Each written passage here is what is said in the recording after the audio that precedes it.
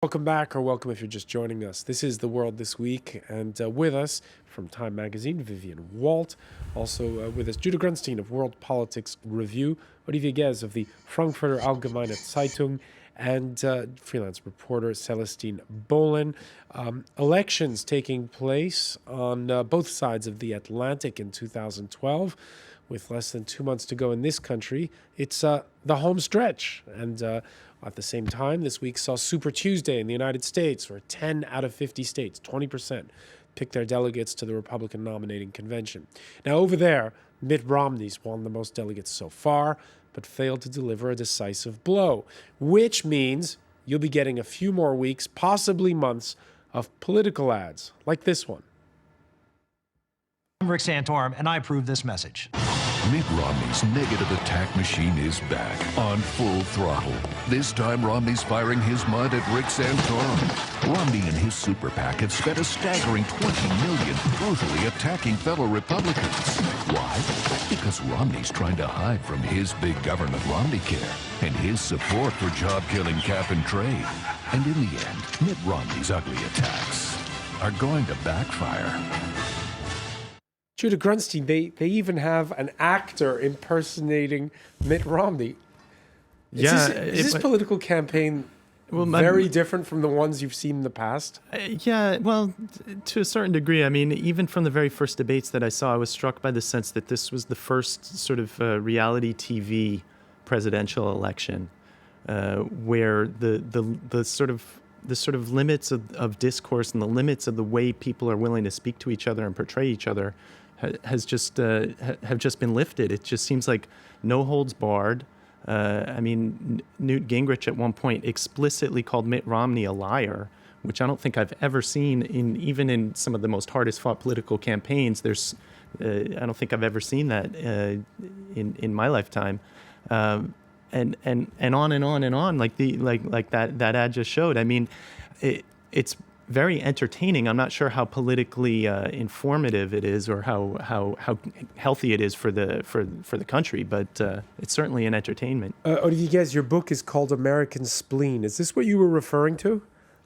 Kind of. I mean, this is just something that I could add, in fact, to this spleen or this melancholy that I found when I was in the States. I mean, the first part of my book is a travel into the various families of the right in America, and the fights between Romney, Santorum, Gingrich, and all the others is just, I mean, shows how divided this family is. And I mean, if I were Obama, I just would wait. This is what he's doing most of the times. I mean, just wait that all these people fight each other, because they are so violent into each other. I mean, the arguments of Gingrich, for instance, against Romney are exactly the one that Democrats could use.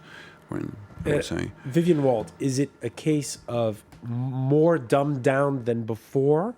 Or is it a case of just they've got a lot of money so they can hammer home the message more often? This doesn't seem to be terribly different from previous campaigns, although maybe I just got cynical along the way. But I think what really is, Judah talks about no holds barred. What's really no holds barred is money. There are no limits at this point to how much you can spend trying to be president of the United States, and the figures are gigantic.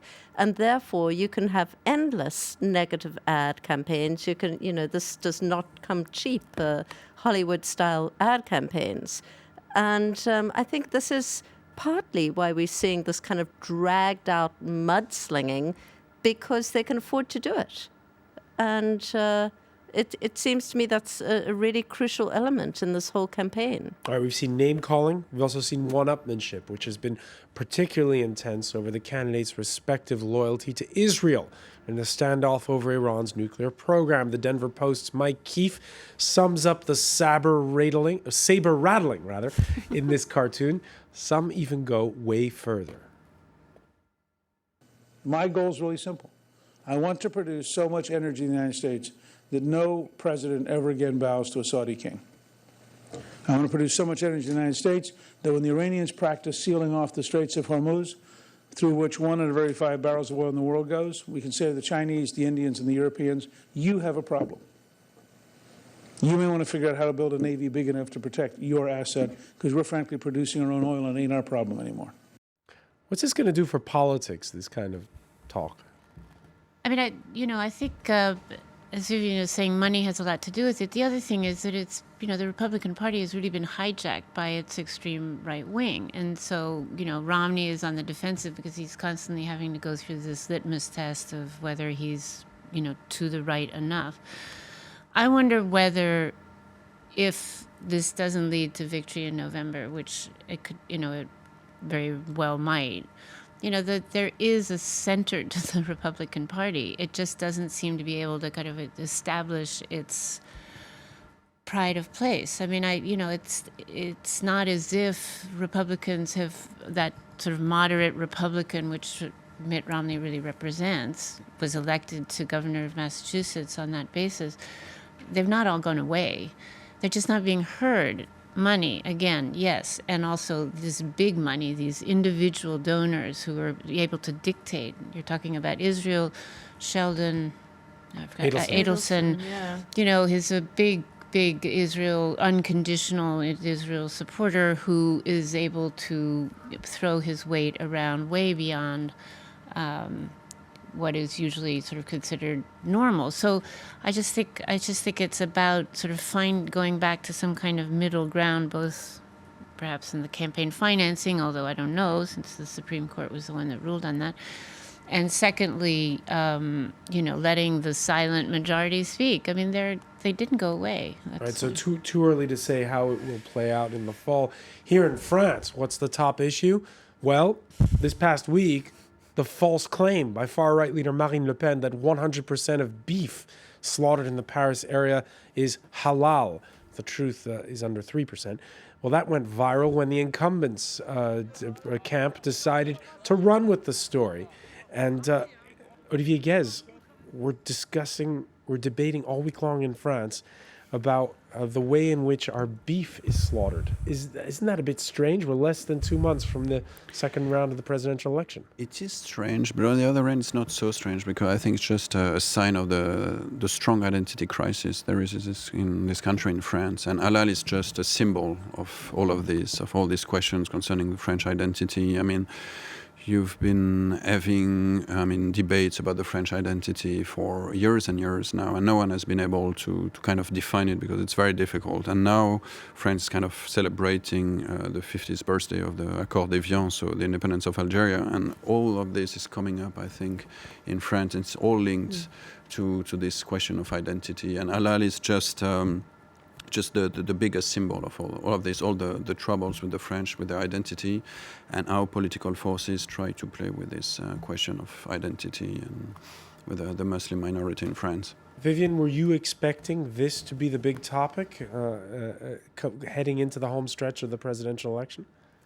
Well, I actually did go to Marine Le Pen rally a few weeks ago, and it's what was really striking about it, of course, was all the people sort of wrapped in French flags and so on. Exactly what Olivier says, the whole imagery of, what is France and, what color are French people, etc. And it really, people were talking like that.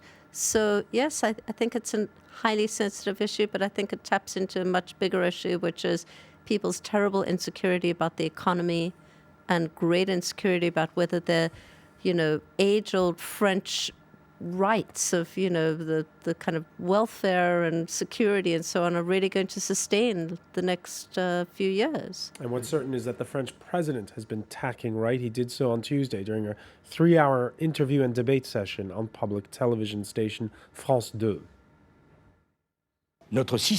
Our system of integration works worse and worse. Why? Because we have too many foreigners in our country, and we can't keep finding them housing, jobs, or schools. I suggest that to revive integration under more favorable conditions, we must halve the number of people that we allow in. For example, go from 180,000 to around 100,000. Shrewd move or desperate act? Probably a little bit of both. I think that it's true that there is this real sense of crisis and insecurity in the country with regard to identity and with regard to the economy. The difference being that Paris, the government in Paris alone, can't really impact the economy to the degree that it can impact the laws regulating how meat is butchered in slaughterhouses. So. But at the same time, in the States, we call this dog whistle politics, where there are messages being sent that the intended audience can hear them, even if they can kind of pass unperceived elsewhere. And I think that all these, questions about halal meat, questions about immigration, this is definitely the right's dog whistle message to the extreme right, saying, we've heard you, we're going to take account of this. Sarkozy did it in 2007. I think this is his effort to try and express that he's willing to do it again. The question is, or the problem is that a lot of the extreme right voting base was very disappointed with Sarkozy's follow-up to some of his promises in the last 5 years. So it's unlikely that it's going to work again. All right, we'll have to see. He's down, 58% to 42% in the second round. He's got a lot of catching up to do before the election day, first round, April 22nd. Until this week, few people outside of Africa had ever heard of Joseph Kony or the Lord's Resistance Army. But in just a few days, a half-hour web video posted by a little-known advocacy group out of San Diego, California, had been viewed more than 40 million times. Joseph Kony, he has an army, okay? And what he does is he takes children from their parents and he gives them a gun to shoot, and he makes them shoot and kill other people. But they're not going to do what he says because they're nice guys, right? Yeah, they don't want to do what he says, but he forces them to do bad things. What do you think about that? Sad. All right, that was Jason Russell, the co-founder of Invisible Children, with his son Gavin. Celestine Bolin, what do you think of this phenomenon and of the clip you just saw? I think it's incredible, and it's got so many things to be discussed that it's triggered. I mean, one is the video itself, which I actually did watch. I find amazingly manipulative. Very, it's sort of creepy in that way. You wouldn't have used your own children. No, and I mean, there's so many questions unanswered. The way it's targeted. I mean, as I say, there are many, many aspects. But one thing I think it sort of speaks to is something we were talking about, Syria.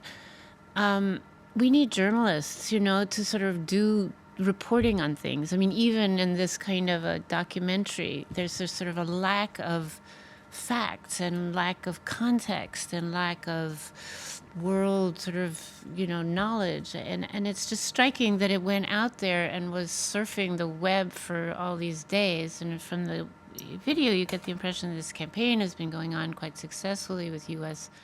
senators signing on and all sorts of people having demonstrations all over the United States. I mean, is it true? I don't know. But it's this kind of sense of a free-floating reality, which everybody jumps onto, including, my daughter and her friends. I mean, everybody was sending it around, and it took on this life of its own. Then it got subject to lots of attacks. I feel like it's almost like a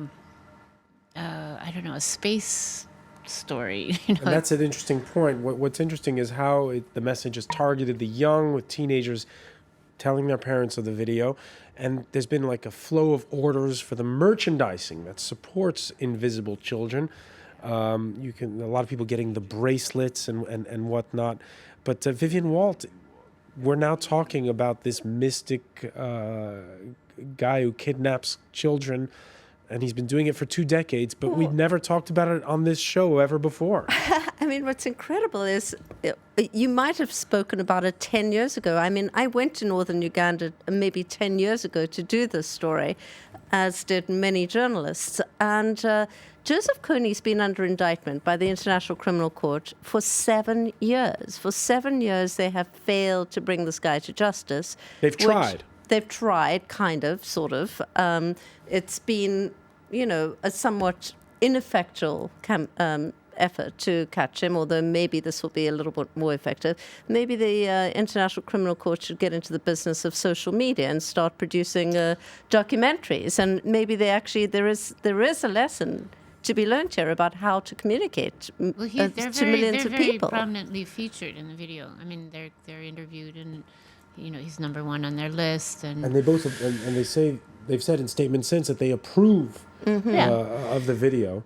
I mean, I think that's the thing. It's not that's what puts this into such an interesting category, because it's not as though the goal is bad. The goal is good. The goal, as you say, has eluded everybody for 7 years. It's just the method that makes me scratch my head. I mean, that's all. At the same time, the goal is good. I mean, I don't think there are too many people defending Joseph Kony, and I don't think anyone would be heartbroken to wake up and read the news that he's been captured or killed.